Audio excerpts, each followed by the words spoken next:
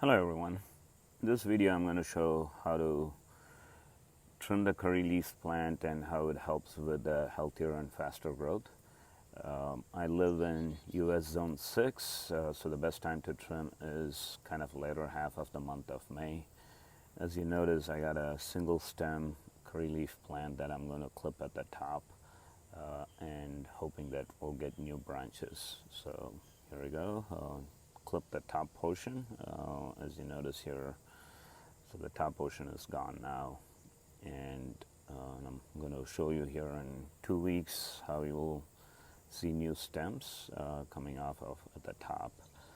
So there it is, and then there we go. You're seeing it after 2 weeks. This is how it's going to look. So this is week 2.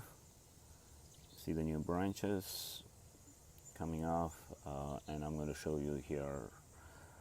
This is after 3 weeks of trimming, so you see the new branches have gone a little bit bigger. And I'm going to show you how it looks after 2 months, and as you would see that after 2 months it's a healthier plant with new branches. It's looking pretty good, so it's important to trim your plant and take care.